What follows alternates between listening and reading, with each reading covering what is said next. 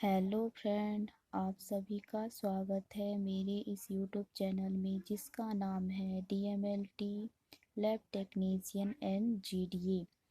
तो चलिए आज हम बात करते हैं सेल के बारे में। तो सेल क्या है, सेल किन किन चीज़ों से मिलकर बना है और सेल के अध्ययन को क्या कहते हैं और सेल की खोज किसने और कब किए। तो सबसे पहले हम बात करते हैं कि सेल है क्या। तो सेल जो है सेल जीवधारियों की संरचनात्मक एवं कार्यात्मक इकाई है। इसके बाद हम बात करते हैं कि सेल जो है किन किन चीज़ों से मिलकर बना है। तो सबसे पहले आइटम ये बहुत ही छोटे होते हैं, बहुत ही बारीकी होते हैं ये।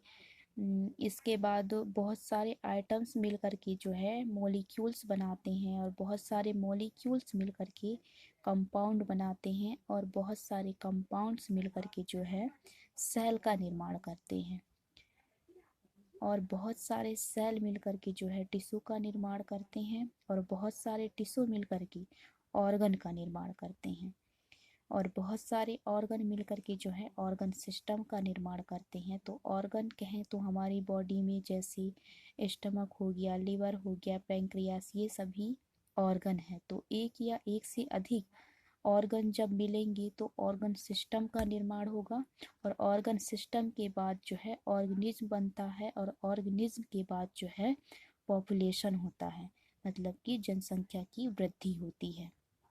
इसके बाद हम बात करते हैं सेल। तो ये सेल है। सेल का जो बीच वाला भाग है इसे न्यूक्लियस कहते हैं और उसके बाहर वाला जो भाग है उसे साइटोप्लाज्मा कहते हैं और ये जो किनारा वाला भाग है इसे सेल मेम्ब्रेन कहते हैं। तो ये जो सेल मेम्ब्रेन है इसे जो है कोलेस्ट्रॉल, लिपिड, प्रोटीन इनसे जो है मिलकर के बना होता है और यह जो है सेल के बाहरी तरफ पाया जाता है। ये एक झिल्ली नुमा रचना होती है। इस झिल्ली नुमा रचना की जो है ये 3 चीज़ों से मिलकर बना है, कोलेस्ट्रॉल, प्रोटीन और लिपिड से।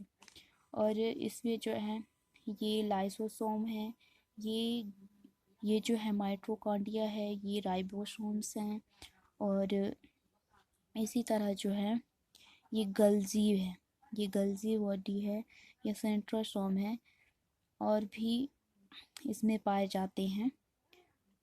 तो सेल में जो है 3 परत होते हैं, न्यूक्लियस हो गया, साइटोप्लाज्मा हो गया और सेल मेम्ब्रेन। इसके बाद हम बात करते हैं सेल।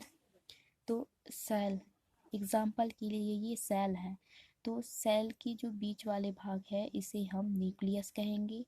इसके बाहर वाला भाग जो है इसे साइटोप्लाज्मा कहते हैं और इसके बाहर वाले भाग को जो है सबसे लास्ट वाला भाग इसे जो है इसे हम सेल मेम्ब्रेन कहते हैं। तो ये न्यूक्लियस है, साइटोप्लाज्मा और ये सेल मेम्ब्रेन। तो इसके बाद जो है जो ये न्यूक्लियस है तो न्यूक्लियस के अंदर भी पाए जाते हैं, न्यूक्लियस पाया जाता है, न्यूक्लियस मेम्ब्रेन और क्रोमोसोम्स पाए जाते हैं। तो चलिए हम बात करते हैं न्यूक्लियस के बारे में। तो न्यूक्लियस में जो है 4 पॉइंट होते हैं। पहला न्यूक्लियोलस, फिर क्रोमोसोम्स, क्रोमोसोम्स में DNA पाया जाता है और ये है न्यूक्लियस न्यूक्लियस मेम्ब्रेन और फिर ये है न्यूक्लियस प्लाज्मा। तो ये 4 पाए जाते हैं, 4 पॉइंट। न्यूक्लियस पाया, न्यूक्लियोलस हो गया, क्रोमोसोम्स हो गए, न्यूक्लियस मेम्ब्रेन, न्यूक्लियस प्लाज्मा। इसके बाद जो है आता है टिश्यू। तो टिश्यू जो है बहुत सारे सेल मिलकर के जो है बहुत सारे सेल मिलकर के जो है टिश्यू का निर्माण करते हैं और टिश्यू जो है इसके 5 टाइप्स हैं। तो टाइप्स ऑफ टिश्यू, तो पहला है कनेक्टिव टिश्यू, दूसरा है मस्कुलर टिश्यू, तीसरा है नर्वस टिश्यू और चौथा है एपिथेलियल टिश्यू और पांचवा है ग्लैंड टिश्यू। तो टिश्यू के बाद आता है फिर ऑर्गन। तो ऑर्गन जो है, ऑर्गन जैसे हमारी बॉडी में लीवर हो गया, पैंक्रियास, स्टमक, ये सब जो है ऑर्गन है। तो ऑर्गन एग्जाम्पल के लिए स्टमक, स्टमक इसके बाद जो है ऑर्गन से ऑर्गन सिस्टम बनता है।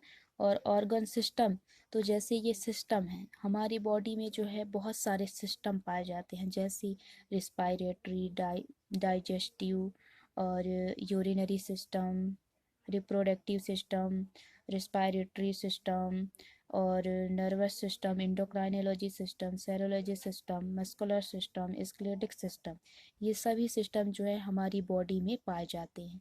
तो ये सभी सिस्टम मिलकर के जो है लास्ट में हमारी बॉडी का निर्माण करते हैं।